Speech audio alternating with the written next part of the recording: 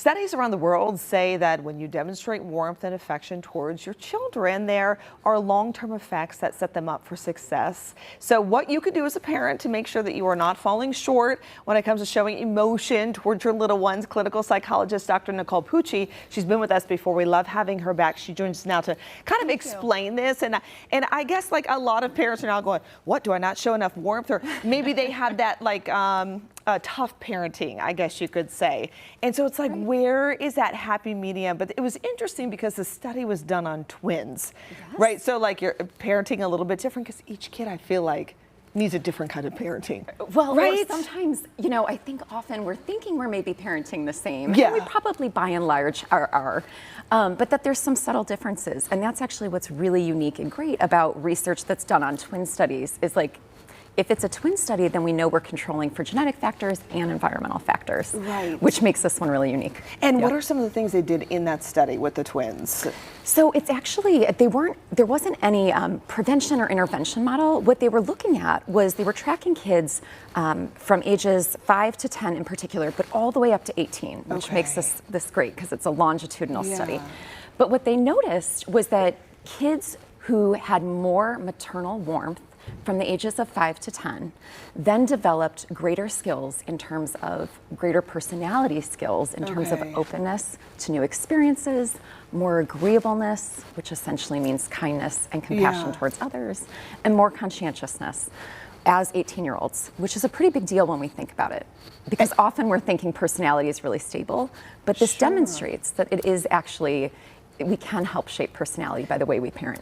So I guess from what I said at the beginning, for those who like the tough parenting and maybe they're not as warm, talk about some of the things those kind of parents can do to do warmth. Because I think sometimes we think if we praise our children too much, they're not going to understand or get the discipline that they're supposed to get at the same time. Do you know what I mean? No, I totally do. That's a great question. I think maybe the nuance that I would apply from this study is that we know, not just from this study, but research over decades has shown that the best parenting style is one that has consistent boundaries or rules along with warmth and that stable, consistent connection with kids. So what this is kind of demonstrating is, there is no such thing as a perfectly behaved child or teenager, as we know. Wait, what? I'm kidding. But what makes it really important is that most of the behavior that we see in kids and teens is actually coming from either a lack of a skill or the fact that they're overwhelmed in some way.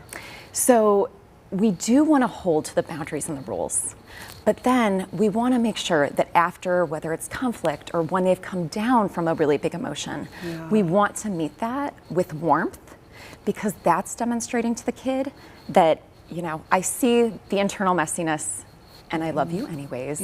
And that's how we're going to shape new behavior or learn new skills, is with that warmth part. And what if the parent didn't do that at the beginning? So parents are at home watching and they're like, well, my kid's 16, screwed that one up.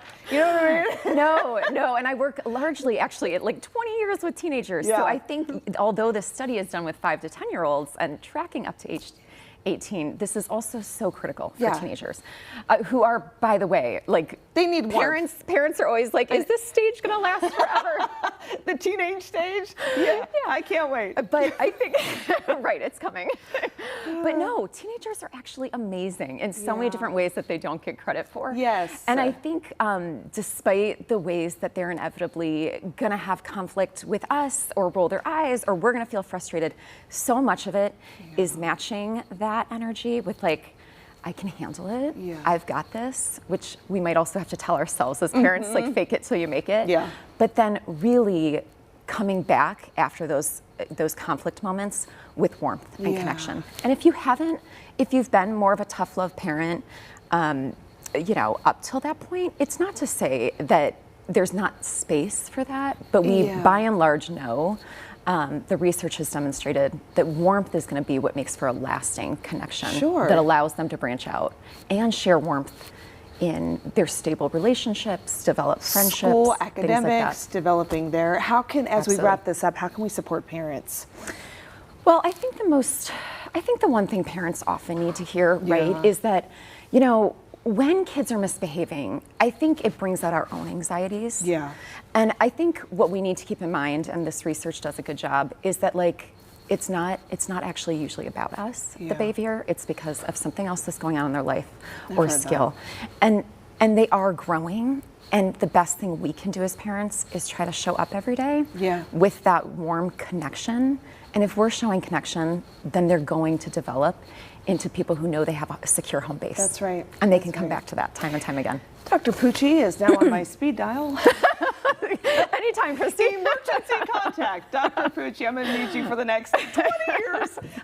If you want to head to our website, you can, fox8.com, for more parenting tips. Dr. Pucci is awesome. She's a clinical psychologist. So if you're just looking for those answers and need help, she is the best. All right.